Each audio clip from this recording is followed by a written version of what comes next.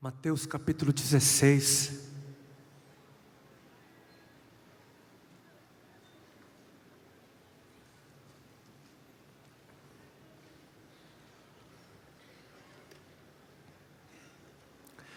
A partir do versículo 13. Nós vamos ler do 13 ao 17 e depois do 21 ao 27.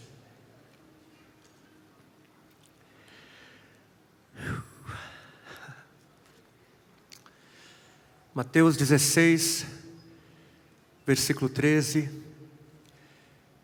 Chegando Jesus à região de Cesareia de Filipe, perguntou aos seus discípulos: quem os homens dizem que o Filho do Homem é? Eles responderam: alguns dizem que é João Batista, outros Elias, e ainda outros dizem Jeremias ou um dos profetas. E vocês? Perguntou Jesus: quem vocês dizem que eu sou? Simão Pedro respondeu: tu és o Cristo, o Filho do Deus vivo. Respondeu Jesus: feliz é você, Simão, filho de Jonas, porque isto não lhe foi revelado por carne ou sangue, mas por meu Pai que está nos céus. Versículo 21. Desde aquele momento, Jesus começou a explicar aos seus discípulos que era necessário que ele fosse para Jerusalém e sofresse muitas coisas nas mãos dos líderes religiosos, dos chefes dos sacerdotes e dos mestres da lei, fosse morto e ressuscitasse ao terceiro dia. Então Pedro, chamando-o à parte, começou a repreendê-lo, dizendo: ei, nunca, não, nunca, Senhor, não, isso nunca te acontecerá, não, isso nunca vai acontecer, não. E Jesus virou-se e disse a Pedro: para trás de mim, Satanás, você é uma pedra de tropeço para mim, e não pensa nas coisas de Deus, mas nas coisas dos homens. Então Jesus disse aos seus discípulos: se alguém quiser acompanhar-me, negue-se a si mesmo, tome a sua cruz e siga-me. Pois quem quiser salvar a sua vida a perderá, mas quem perder a vida por minha causa a encontrará. Porque o que adiantará o homem ganhar o mundo inteiro e perder a sua alma? Ou o que o homem poderá dar em troca da sua alma? Pois o Filho do Homem virá na sua glória, virá na glória de seu Pai com os seus anjos, e então recompensará a cada um de acordo com o que tenha feito.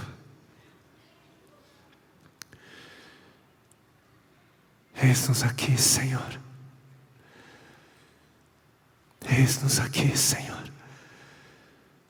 Dá-nos mais uma vez ouvidos para ouvir, uma mente capaz de apreender, um coração pronto para receber a tua boa, santa e perfeita palavra. Fala conosco, Senhor Espírito Santo, e faça o teu querer em nós.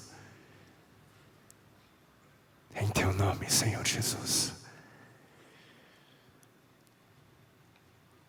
Amém. Amém. Amém. No dia 31 desse mês de outubro, como muitos estão sabendo, nós vamos celebrar um momento único, histórico. Na verdade, o mundo todo, vai ser levado a se lembrar dos acontecimentos que promoveram a Reforma Protestante em 1517. Mas a reforma, apesar desse tom aparentemente negativo, apesar desse tom confrontador e de protesto, o movimento da reforma foi, muito pelo contrário, um movimento a favor de algo. Foi um protesto a favor a favor da vida, a favor da esperança, a favor da liberdade. Foi um presente libertador para toda a humanidade. Por meio desse movimento, muitas verdades que estavam esquecidas vieram à tona. E foi nessa tentativa de continuar colaborando com o espírito da reforma, que hoje nós passamos o dia todo sendo lembrados. Nós somos lembrados da graça, da glória, da fé, das Escrituras. E por fim nós vamos, ainda nessa tentativa de trazer à memória aquilo que nos dá esperança, nós vamos agora nos lembrar daquele que é o centro de tudo. Vamos nos lembrar daquele que faz convergir nele todas as coisas. Jesus, Jesus, Jesus, Jesus, somente Jesus. E o texto que nós acabamos de ler nos leva a fazer algumas perguntas, mas nós vamos investigar apenas 3 delas. E eu creio que na resposta dessas perguntas repousa não apenas o nosso destino, mas o destino de todos aqueles à nossa volta. E as questões que eu gostaria de investigar com vocês nessa noite são essas 3. Primeiro, quem foi Jesus? Segundo, o que foi que ele veio fazer? E terceiro, o que é que nós temos a ver com isso? Quem é Jesus? Qual foi a sua missão? E o que é que eu e você fazemos com isso? Quem é Jesus? Quem os homens dizem que o Filho do Homem é? E quem vocês dizem que eu sou? Essa é a grande pergunta que o mundo precisa. É a grande pergunta para o qual o mundo precisa encontrar uma resposta. Quem é? Quem é Jesus? E assim como nos dias do Senhor existiam opiniões divergentes acerca de quem Ele era. Assim como nos dias de Jesus, hoje também existem respostas diversas, distintas, respostas não concordantes. E seria, portanto, contra a lógica, contra a razão, dizer que todas essas opiniões e respostas estariam corretas. Porque tem gente que vai dizer que ele foi apenas um bom homem. Um bom homem caridoso, um bom mestre, um bom filósofo, alguém que queria o bem para todos. Tem gente que vai dizer que ele foi apenas um profeta de Deus, inclusive, e portanto alguém respeitável e a quem deveríamos dar ouvidos. Tem gente que diz que ele foi um anjo, gente que diz outras coisas mais. E tem gente que diz que Jesus foi, é e sempre será Deus. Deus. Mas antes de tudo, antes de classificar a Jesus como sendo apenas um bom homem, um bom profeta, respeitoso, um anjo ou até mesmo Deus, não seria necessário ouvir o que ele disse acerca de si mesmo. O que dizem os outros? Quem dizem ser o Filho do Homem? Quem vocês dizem que eu sou? Pode parecer que Jesus estava levantando questões sobre duas pessoas distintas, né? Duas pessoas diferentes. Primeiro ele pergunta quem é o Filho do Homem, e depois ele perguntou quem eu sou. Na verdade, Jesus ele estava se referindo à mesma pessoa. Ele estava se referindo a si mesmo. Se prestarmos atenção na leitura dos evangelhos, nós vamos perceber que Jesus, na maioria das vezes, quando ele fazia uma referência a si mesmo, quando ele falava de si, ele usava principalmente o título, o termo Filho do Homem. É Filho do Homem. Esse foi o termo mais usado por Jesus ao fazer menção da sua própria pessoa. Foram mais de 80 vezes, segundo os registros nos evangelhos. Só que o termo Filho do Homem não foi inaugurado por Jesus. Não foi Jesus quem primeiro usou a expressão Filho do Homem. Não era uma expressão estranha à cultura da época. Outros já haviam feito uso do termo. Mas há alguns séculos antes, alguém acabou dando um sentido especial para esse título. E esse alguém foi o profeta Daniel. E o profeta Daniel, de forma semelhante ao apóstolo João, ele teve uma visão apocalíptica.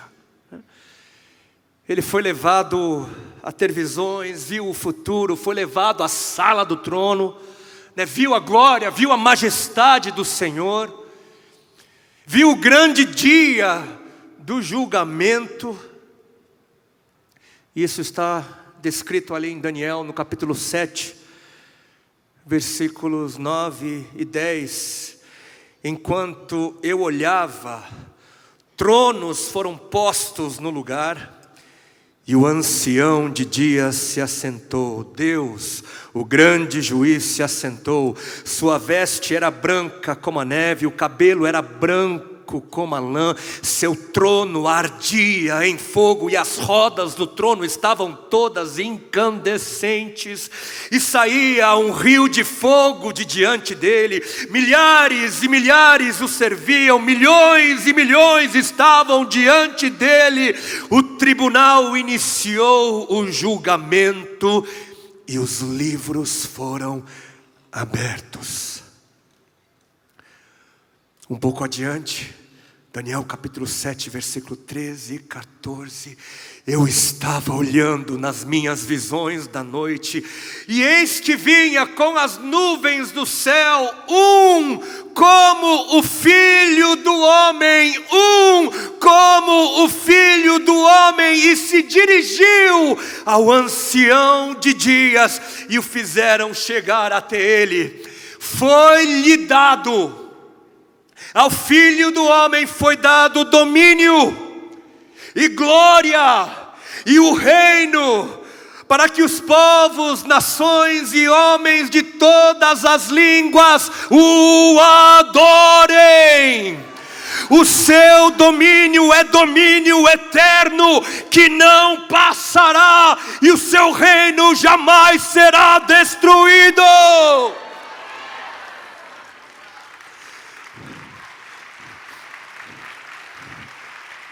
Não, espera aí. Ao Filho do Homem foi dado toda a autoridade? Não. Essa autoridade toda não é de Deus. Não, espera. Ao Filho do Homem foi dado glória, mas Deus não é aquele que divide a sua glória com ninguém. Ao Filho do Homem foi dado o reino. Mas não existe apenas um só rei. Ao Filho do Homem, povos, nações e homens de todas as línguas irão adorar. Mas somente Deus deve ser adorado. Não, e como assim? Domínio eterno que não passará, e o seu reino jamais será destruído. Que rei e que reino se enquadra nessas características? O que é que Jesus estava querendo dizer? O que significou dizer que Ele era Filho do Homem? No começo, os discípulos, eles também não entenderam. Eles também não entenderam bem o que é que Jesus estava querendo dizer com aquilo. Muita coisa eles só vieram a entender, só depois. Será que Jesus estaria apenas expressando uma forma humilde de falar sobre Ele mesmo? Não, eu sou apenas Filho do Homem. Será que foi isso? Mas o Senhor, Ele veio e foi se revelando. Foi uma revelação progressiva. Ele foi se revelando aos poucos, Lucas, capítulo 5, versículo 20 a 24. Vendo a fé que eles tinham, Jesus disse: homem, os seus pecados estão perdoados. Os fariseus e os mestres da lei começaram a pensar: quem é esse que blasfema? Quem pode perdoar pecados a não ser somente Deus? Jesus, sabendo o que eles estavam pensando, perguntou: por que vocês estão pensando assim? O que é mais fácil dizer: os seus pecados estão perdoados, ou levante-se e ande? Mas para que vocês saibam que o Filho do Homem tem na terra autoridade, a mesma autoridade de Deus para perdoar pecados, disse ao paralítico: eu lhe digo, levante-se, pegue a sua maca, ande e vá para sua casa. E o paralítico se levantou e andou. Mateus capítulo 12, mas Jesus lhes disse: não lestes o que fez Davi quando ele e seu companheiro tiveram fome, como entrou na casa de Deus e comeram os pães da proposição, os quais não lhe era lícito comer, nem a eles, nem aos que com ele estavam, mas exclusivamente aos sacerdotes? Ou não lestes na lei que aos sábados os sacerdotes no templo violam o sábado e ficam sem culpa? Pois eu vos digo, aqui está quem é maior que o templo. Mas se vocês soubessem o que significa misericórdia quero e não holocaustos, não teriam condenado os inocentes, porque o Filho do Homem é Senhor do sábado. Mateus 16, 27, pois o Filho do Homem virá na glória de seu Pai com os seus anjos, e então recompensará cada um de acordo com o que tenha feito. Recompensará como só Deus pode recompensar. João 10, 30, palavras do Senhor: eu e o Pai somos um. João 1, versículo 1 ao 3, no princípio era o Verbo. O Verbo aqui é Jesus. E o Verbo estava com Deus. E o Verbo era Deus. Ele estava no princípio com Deus. Todas as coisas foram feitas por intermédio dele, do Verbo, e sem ele nada do que foi feito se fez. E finalmente Pedro, então, depois de ver tudo o que havia visto e ouvido, tudo aquilo que havia ouvido, ele então declara: Senhor, tu és o Cristo, o Filho do Deus vivo. E diante dessa declaração de Pedro, qual foi a reação do Senhor Jesus? Para, Pedro. Não, Pedro, para com isso, não exagera. Não, você não entendeu muita coisa, não. Foi isso. Não. Jesus respondeu: feliz é você, Pedro. Feliz é você. Isso não foi a carne, mas foi o meu Pai que está nos céus que te revelou. Quem te revelou? Jesus concordou com Pedro que ele era o Cristo, o Messias, e não um Cristo ou um Messias. E concordou também que ele era o Filho do Deus vivo, o Filho, o único Filho de Deus. Um que compartilha das mesmas características, um ser da mesma espécie. Filho do Deus vivo. Mas, para aqueles que pensam que Jesus foi apenas um bom homem, ou um mestre da moral, ou um profeta mesmo que de Deus, é necessário fazer algumas considerações. Porque Jesus disse categoricamente, em diversas ocasiões, ele disse categoricamente ser Deus. Eu sou. Ele foi claro e categórico. E aqueles que pensam que ele foi apenas uma boa pessoa ou um profeta, mas negam que ele tenha sido Deus, precisam repensar um pouco a sua opinião. Jesus afirmou ser Deus. Ele foi categórico. Muitos aqui já devem ter ouvido falar do trilema de Duncan. Foi o renomado autor C.S. Lewis, que popularizou, esse trilema. E o trilema, ele diz mais ou menos o seguinte: Jesus ou foi um mentiroso, ou foi um lunático, ou ele é Deus. Esse é o grande trilema, diante dos fatos históricos e diante dos registros bíblicos, são essas as possibilidades conclusivas. Jesus foi um mentiroso, um maluco, ou é Deus? Se Jesus mentiu sobre quem ele era, se ele conseguiu enganar a tantos com uma mentira do tamanho de Deus, ele nunca foi bom. Ele nunca foi de Deus, mas foi do diabo. Foi um ser horrível. Foi um ser vaidoso e de caráter maligno.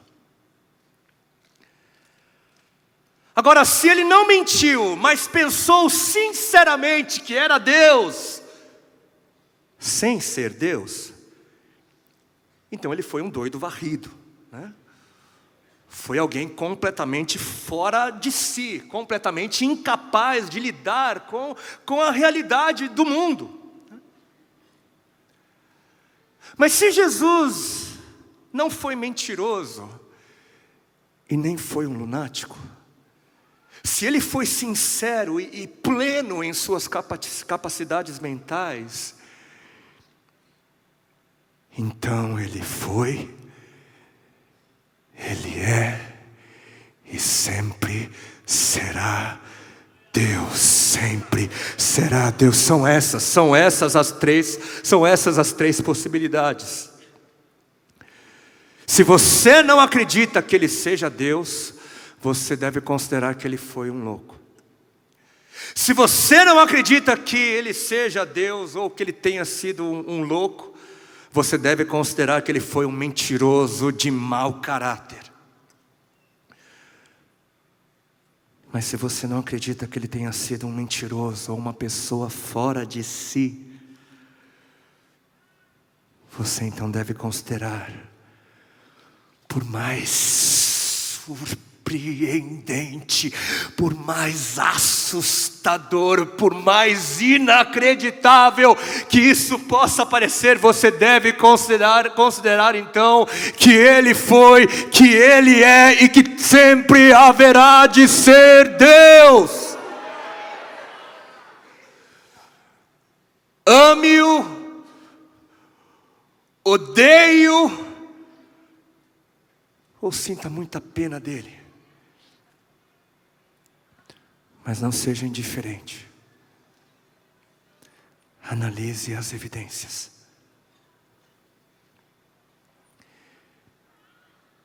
E para qual fim? Para qual fim ele veio ao mundo? Qual foi a sua missão? Versículo 21, Mateus 16. Desde aquele momento, Jesus começou a explicar aos seus discípulos que era necessário, que ele sofresse, que ele fosse morto e ressuscitasse ao terceiro dia. Então Pedro o repreendeu, chamou à parte, repreendeu o Senhor, e Jesus se virou a Pedro e disse: para trás de mim, Satanás, você é uma pedra de tropeço para mim, e não pensa nas coisas de Deus, mas nas coisas dos homens. Tão importante quanto reconhecer quem Ele é reconhecer o que Ele veio fazer. O mesmo Pedro que havia sido exaltado por reconhecer quem Jesus era, foi repreendido por não reconhecer o que Ele havia vindo fazer. Mas para qual fim? O que foi que Jesus veio fazer? Ele veio reconstruir o caminho que nos leva a Deus, o caminho que havia sido perdido. Jesus veio ao mundo para ser a ponte. Ele veio para ser o mediador entre Deus e os homens. Inclusive, essa foi uma das grandes razões do porquê o movimento da reforma aconteceu. Solos Cristo, somente Cristo, somente Cristo, somente Jesus é o único e perfeito caminho. Somente Jesus é o único e perfeito mediador entre Deus e os homens. Somente Jesus carrega nele mesmo as duas características que o fazem único, exclusivo, especial. Ele é o Deus que se esvaziou fazendo-se homem, encarnando. Somente Jesus em uma só pessoa é plenamente Deus e plenamente homem, e assim o será para todo sempre. Isso faz dele o único ser apto para o papel de intermediador, de intercessor. Somente Ele, por ser homem perfeito, pode representar o homem diante de Deus. E somente Jesus, por ser Deus perfeito, pode representar a Trindade diante dos homens. É isso que o qualifica como mediador. Por isso a sua morte foi válida como sacrifício pelos pecados da humanidade. Por isso que o Pai aceitou o sacrifício de Cristo a favor de muitos. O Deus homem, sem culpa e sem mácula, morreu por toda a humanidade pecadora. O sacrifício substitutivo. A substituição foi possível e real. Jesus não morreu em vão em nosso lugar naquela cruz, porque Ele foi verdadeiramente homem. O Filho do homem, o perfeito substituto. Ele veio ao mundo se fazendo carne, se limitou às condições humanas, viveu como homem perfeito, sofreu fisicamente as dores como todo homem teria sofrido. Foi crucificado, morto como homem, ressuscitou ao terceiro dia em carne, encarnado. Ele tem um corpo glorificado, em carne glorificada. Subiu aos céus em forma humana, e tudo indica que da mesma maneira que Ele foi, Ele haverá de voltar para nos buscar. E Ele continua sendo nosso mediador, porque continua carregando nele as características e as qualidades, tanto divinas quanto humanas. Por isso ninguém faz mediação entre você e Deus. Ninguém faz. Não é o pastor, não é o profeta, não é o apóstolo, não é o ungido, não é o padre, não é o papa, os santos, ou até mesmo a caríssima Maria. Somente Jesus é digno, somente Jesus tem a qualificação para ser aquele entre Deus e os homens. Essa glória é somente de Cristo.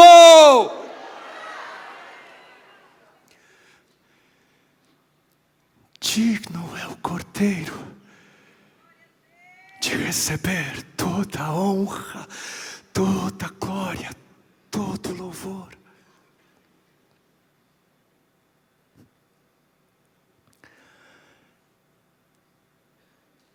Jesus é o seu mediador. Jesus é Deus. Portanto, você tem acesso direto a Deus. Você tem acesso direto.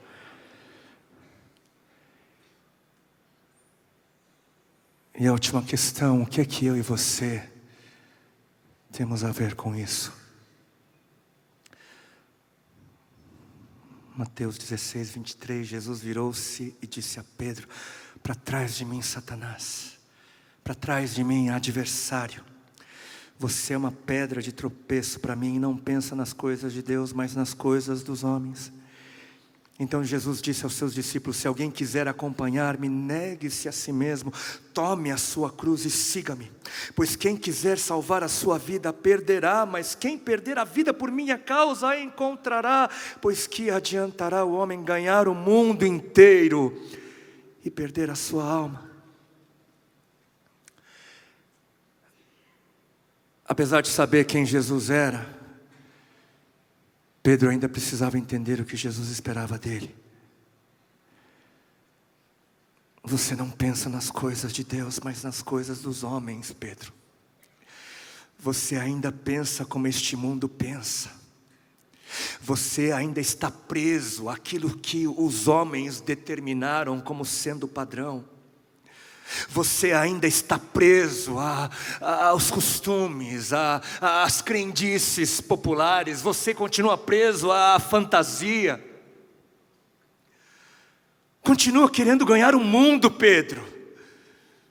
Continua pensando que a sua vida é por demais preciosa, por demais importante. Você continua pensando que a boa vida é o objetivo dessa vida. Você continua pensando que melhor é receber do que dar. Você continua pensando que sair sempre ganhando é o que faz de você mais que vencedor. Mas não é isso, não é isso. Eu não vim a este mundo, encarnei e morri numa cruz, para que você consiga aquilo que o mundo determina como objetivo de vida. Eu não vim para ser seu trampolim. Eu não vim para ser um meio, eu vim para ser o fim. Eu vim para ser o fim. Eu não encarnei e morri numa cruz para ser um produto a ser consumido ou comercializado. Porque é para isso que servem os bens de consumo. Servem para satisfazer os anseios e os desejos carnais e secularizados de homens e mulheres carnais.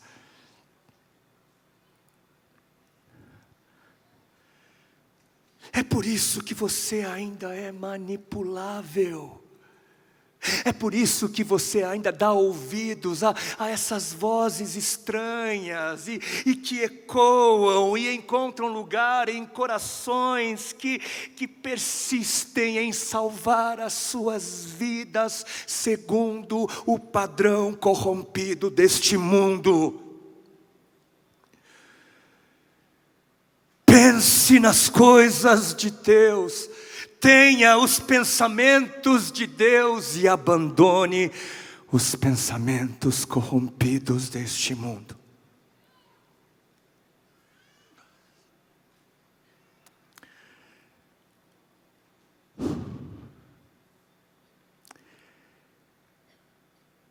Eu sei que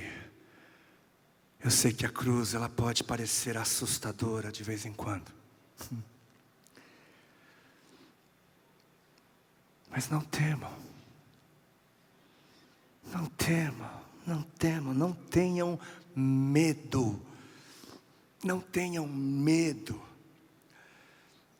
Aliás, o medo é um poderoso instrumento manipulador deste mundo. Não sejam manipulados pelo medo. O perfeito amor lança fora todo medo. Jesus é o perfeito amor e nele não há razão para ter medo. Essas palavras de Jesus não foram ditas para nos amedrontar, mas para direcionar. Para direcionar. Porque aqueles que entenderam quem Ele é e o que Ele fez, estes se apaixonam. Se apaixonam. E os apaixonados não têm medo. Aqueles que amam não encontram problemas em serem guiados e atraídos ao ser amado. Não tem problema. Não encontram problema. O relacionamento que Cristo espera ter conosco é um relacionamento fundamentado no amor. No amor, essa é a diferença da religião dos homens e da religião de Cristo. Os homens têm um jeito, Deus tem outro. Quem usa o medo para fazer com que os filhos de Deus façam isso ou aquilo, não é Deus, é o diabo. Porque o medo vem da expectativa do castigo. Mas agora já não há mais condenação para aqueles que estão em Cristo Jesus. Não existe mais condenação, não existe mais razão para ter medo. Está consumado Jesus, o perfeito e definitivo sacrifício, o perfeito salário do pecado foi pago, está feito. Consumado. Todos os seus pecados de ontem, de hoje e de sempre foram pagos pelo glorioso sangue do inocente Cordeiro que tira o pecado do mundo. Não existe mais nada a ser pago, não existe mais nada para ser feito. A glória é de Cristo, a sua obra é perfeita e definitiva. Você é livre da culpa, você é livre para amar e ser amada, ser amado por Deus.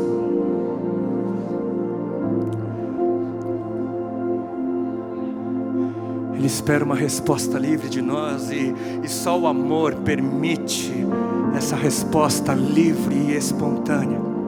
Só na liberdade do amor é que nós podemos verdadeiramente expressar o nosso amor por Jesus.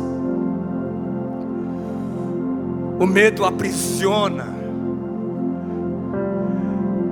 E mais, o medo gera uma obra estimulada por autossobrevivência. O medo faz as pessoas lutarem por autopreservação. O medo obriga as pessoas a manterem os seus olhos em si mesmas o tempo todo. O tempo todo. Ou seja, o medo alimenta o amor próprio. Quando você encontra pessoas controladas pelo medo, você pode perceber que uma de suas características é uma vida autocentrada, é uma vida centrada em si mesma, mesquinha. E esse é o retrato de um exército satânico. Pessoas motivadas, pessoas manipuladas pelo medo, acabam se perdendo em seu egoísmo e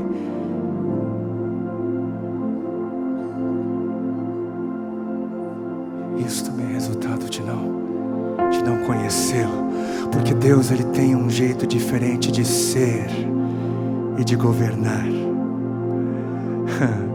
Um jeito diferente de ser e de governar. Ele não é nosso adversário, Ele é por nós, Ele é por nós, e governa não por meio do medo, mas por meio do amor.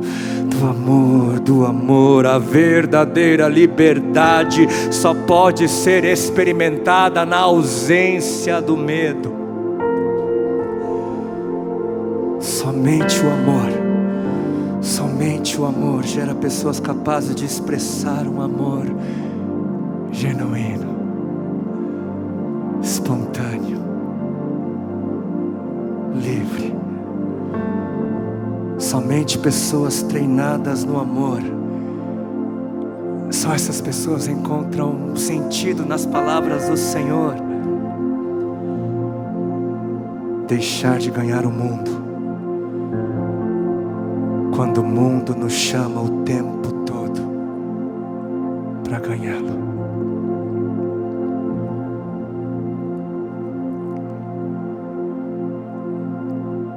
Vamos curvar as nossas cabeças.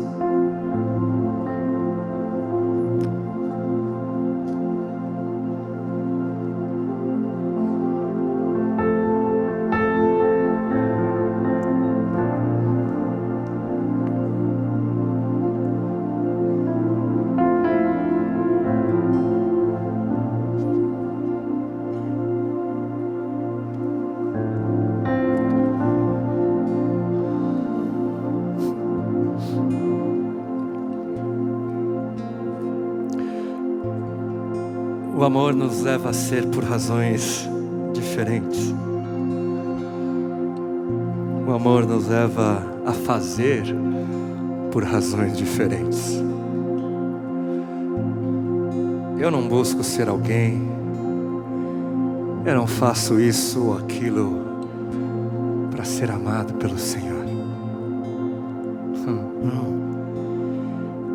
Eu busco ser quem sou e faço o que faço porque eu já sou amado pelo Senhor.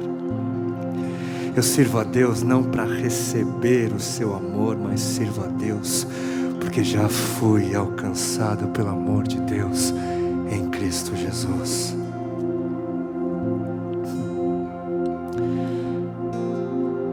Pare de querer ser isso ou aquilo. Pare de querer fazer isso ou aquilo, tentando receber a aprovação de Deus, tentando receber o amor de Deus. Pare. Deus te ama. Deus te ama porque Ele te ama e ponto. Deus te ama porque Ele quer te amar e ponto. Nada pode nos separar do amor de Deus que está em Cristo Jesus. Nada.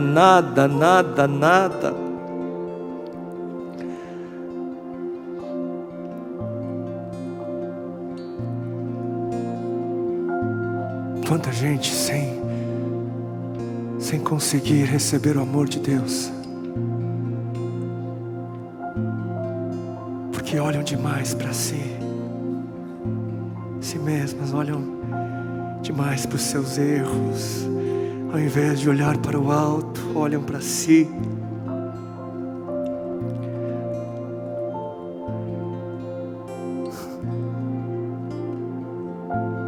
Não conseguem receber o amor de Deus porque se sentem indignas, impuras, pecadoras.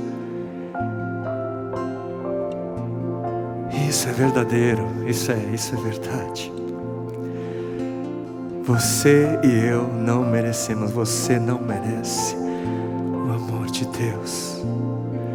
Você é uma pessoa indigna, sim. Mas Deus não nos chama para olharmos para quem nós somos. Deus não nos chama para dependermos daquilo que podemos fazer. Mas Ele nos chama a olharmos para Ele, a olharmos para a cruz e depender da força do seu braço e não do nosso.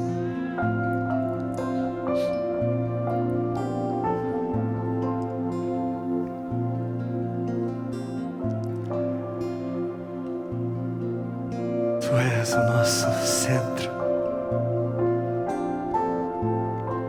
Tu és o centro, a razão das Escrituras, da glória, da fé, a manifestação da graça.